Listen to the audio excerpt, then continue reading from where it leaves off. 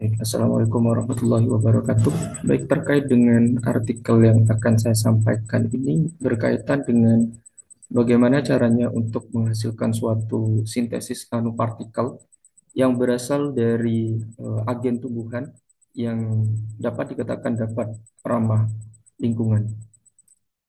Nah, jadi memang terkait dengan nanopartikel ini eh, dalam kurun waktu 3 tahun belakangan ini harus dilakukan pengembangan metode. Hal ini dikarenakan untuk sintesis nanopartikel itu sendiri menggunakan metode konvensional masih menghadapi berbagai tantangan dan juga mengalami berbagai dengan kendala.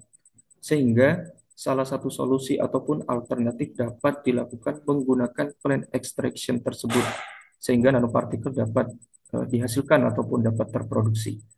Kemudian untuk general overview yang dapat saya sampaikan terkait dengan plant extraction tersebut dapat dilakukan di hampir di seluruh organ di tumbuhan itu sendiri.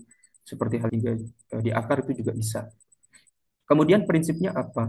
Fitokimia yang terkandung pada suatu ekstrak tumbuhan tersebut akan dikolaborasikan dengan metal salt ataupun metal ions. Maksudnya metal ions ini apa? Metal ions ini merupakan suatu prekursor ataupun senyawa awal daripada partikel yang nantinya akan terdegradasi ataupun terreduksi dengan tiga fase ataupun tiga mekanisme, yaitu reduction phase, kemudian growth phase, hingga stabilization phase. Sehingga dari adanya interaksi antara extraction ataupun fitokimia yang ada di extraction tersebut dengan metal ions akan membentuk suatu nanopartikel yang dapat diaplikasikan di masa mendatang di berbagai bidang, seperti halnya di medis, kemudian di pertanian, dan juga beberapa bidang-bidang lainnya. Untuk yang akan saya bahas ini lebih spesifik hanya terkait dalam bidang medis. Kemudian untuk overview lainnya yang akan saya sampaikan bahwasanya terkait dengan nanopartikel ataupun mekanisme produksinya yang harus diketahui adalah prekursor ataupun senyawa awalnya.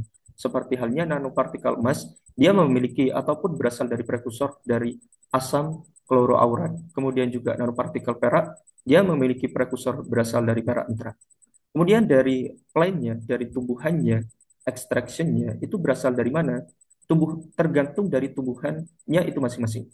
Saya contohkan di citrus lemon, bahwasanya fitokimia yang dia ekstrak itu berasal dari buahnya. Beda halnya dengan artemisia, dia itu berasal dari daunnya. Jadi memang tergantung dari tumbuhan itu sendiri yang harus diekstrak itu berasal dari organ mananya. Kemudian juga sama halnya dengan hasilnya ataupun nanopartikelnya itu juga berbeda-beda tergantung dari tumbuhannya itu sendiri. Baik itu juga dari segi profil secara ukurannya juga berbeda-beda tentunya masing-masing tumbuhan. Kemudian yang ingin saya contohkan terkait dengan kolaborasi ataupun interaksi antara senyawa metabolit sekunder yang terdapat pada tumbuhan dengan kloroaurat ataupun kloroauric acid. Saya contohkan di bagian flavonoid spesifik dari quercetin, di mana dia akan berinteraksi dengan kloroauric acid dan kloroauric acid tersebut akan mengalami reduction. Kemudian karena dia berinteraksi dengan si flavonoid ataupun quercetin, dia akan mengalami stabilisasi.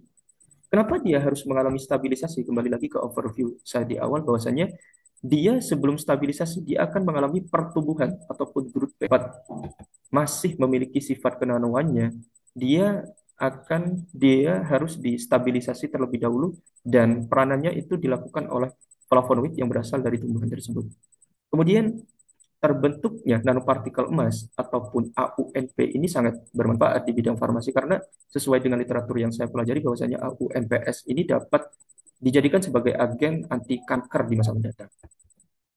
Kemudian kalau di slide sebelumnya saya menjelaskan terkait dengan secondary metabolites ataupun metabolit sekunder, untuk saat ini yang ingin saya jelaskan di bagian protein, saya contohkan di bagian salah satunya di eugenol.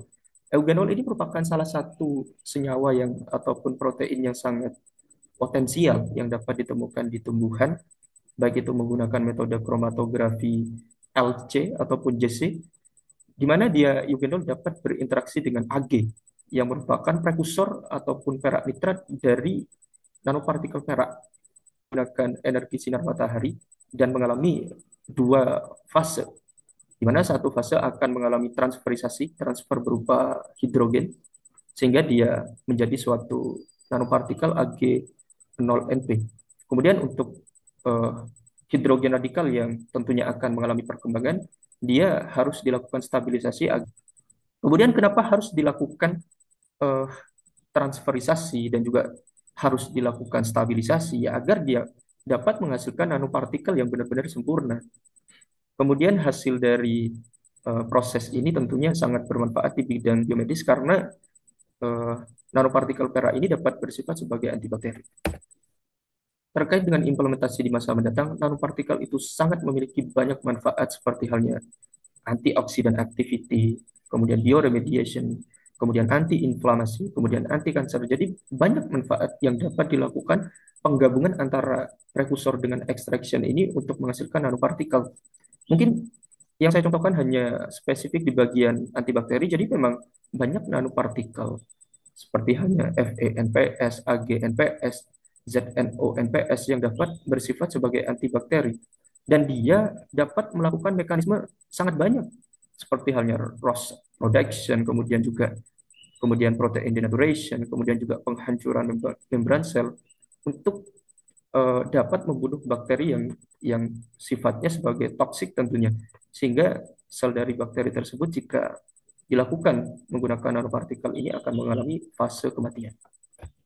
Kesimpulannya bahwasanya sintesis hijau dengan menggabungkan antara prekursor dengan extraction yang mengandung fitokimia dapat menghasilkan suatu pendekatan inovatif berkelanjutan terkait dengan nanopartikel yang tentunya ramah lingkungan karena memang solusinya memang lebih aman karena berasal dari agen tumbuhan.